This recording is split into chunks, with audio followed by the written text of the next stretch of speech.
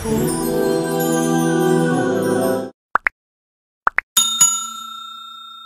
شما از زردی دندان خود و سیاهی دندان خود شرم دارید؟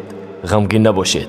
طبابت این دندان های خنک گرفته و اینچنین سفید کردن دندان ها، اینچنین راست کردن دندان های کج شده، دکتر دندان در فدراسیای روسیه شهر مسکو در رقم های روی اکران بوده در تماس باشه. قرآن و پند است و گوش، با بهتان و باطل شنیدن نکوش.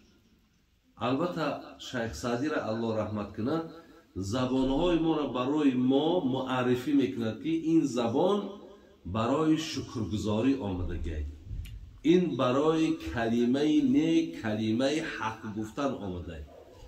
اگر تو حق شناس باشی، اگر تو مقصد دانا و خردمند باشی، هیچ وقت این زبان آلوده سخن باطل و ناحق نمیکنی، یعنی در جان خود جبر نمیکنی. وقتی الله هشدارت میده که من هر حرف تا مینویسم، مقصد چیه؟ یعنی در هر یک کلمه ناخوب و نادرست و بیجا و مقصد غیبت و تهمت و بهتان و هر چی باشد، اینها در شما جوابگر بشید. برای این است که در حدیث پیامبر آمده است که اذا اصبح ابن آدم فإن الأعضاء كلها تكفر اللسان تقول اتق الله فينا فإنما نحن بك فإن استقمت استقمنا وإن اعوججت اعوججنا. هر سحری که پیامبر میگه شما از خواب میخیزین، تمام اعضای شما پیش زبان عذرخواهی میکنند. خواه دستی تای، خواه پایی تای، خواه چشمی تای، همه یک محتاج، یک نیازمند پیش همین زبان همه شما بگیم دستا پیشی بر چی میگن؟ اتق الله فینا. در حق همه ما از الله بترس، در حق همه ما از الله بترس. فاین استقمت استقمنا. ای زبان اگر تو راست برای ما راست بریم، و این اعوججت اعوجج، اگر تو کج برای ما کج میریم.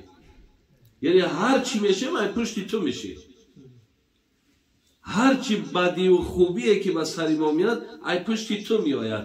برای این مقصد نگاه بدار خطا، از خدا بترس. مقصد گفته باقی عضوها حتی زبان هم از الله مهربان میترسانند که آخه مقصد ما چی ضرورت داریم که ای پشتی تو میریم عذاب و اذیت میکشیم. برای این برادران عزیز، امروز ما برای چی این سخن گفتم؟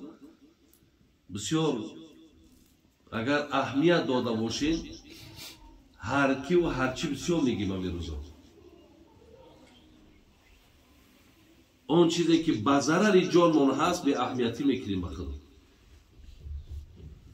برای این احتیاط کنین، احتیاط کنین. الله راضی باشد و رحمت کند و راضیگیش الله از ابوبکر صدیق هم اعلان کرده بود. لیکن جناب مولوی جنونی در معدن حال قصه در باب همین نگهداری زبان یک باب داره، خاص با ابوبکر صدیق بشیدش. میگه دایم در دهنش سنگچک در دهنش میپرتم. میگفتن حضرت برای چیه؟ میگو یک کمی را دایم میمونم که مبادا یگان سخنی بیجا نگوم، یگان حرف بیهوده نگوم. و این ما را باورمون نمیاد که ای زبان ابوبکر صدیق حرف بیهوده ببراید. لیکن چقدر احتیاط میکن، اگر چقدر معصوم نبوده، لیکن احتیاط همین که حتی مقصد همین دهنم به همین بند باشه و زبانم مقصد همین سنگچکی هسته، زبانم چیزی گفته نتونه. باز در دهن یک چیزک باشه قبضه میتونی نمیتونی. اون مخصوص همین کار میکرد که خلاص نتانم چیزی گفته.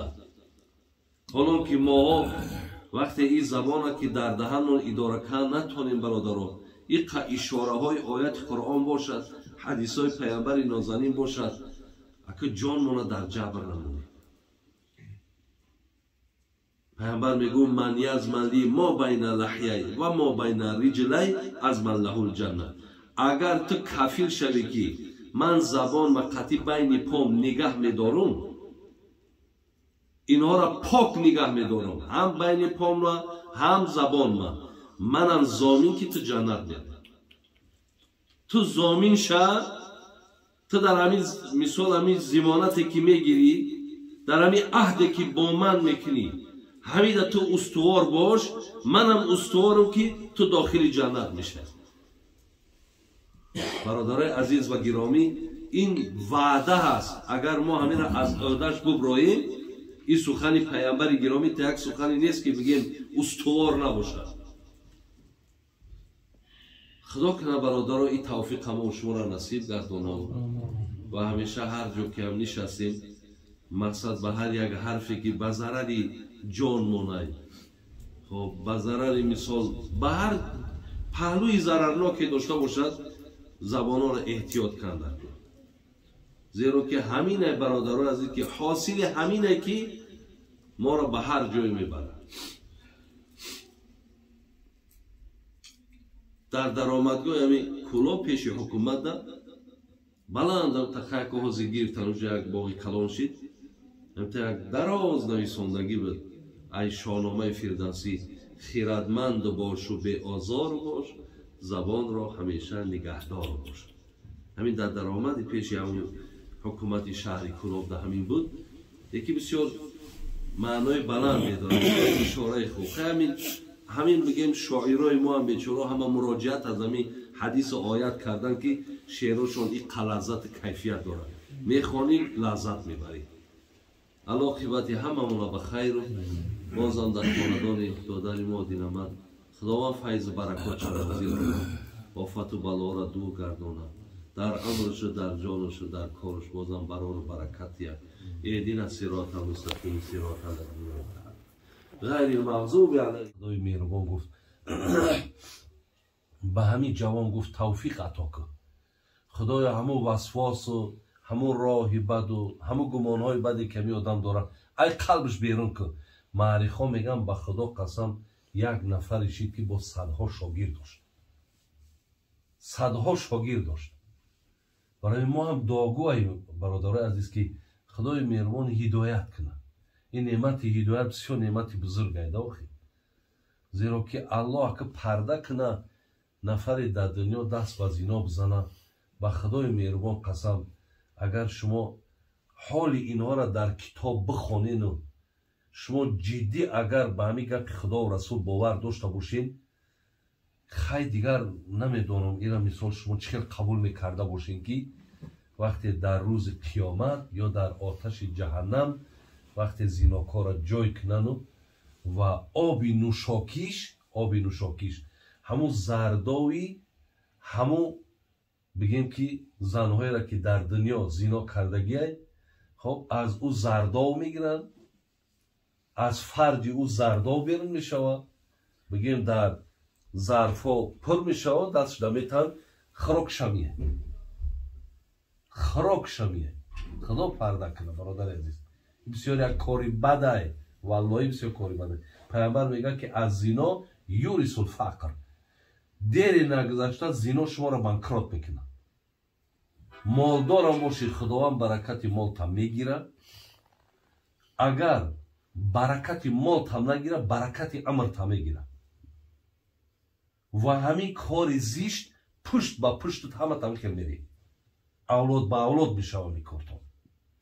بعد یک کار دیگر است که ما در حدیث ها خوندیم که میگه الجزا من جنس العمل، خیلی که معامله کردیم خیلی معامله رو انتظار شد، اپای کسی رسیده اپا تا میرسه، زنی کسی رسیده زن تا میرسه، خواهر کسی رسیده خواهر تا میرسه.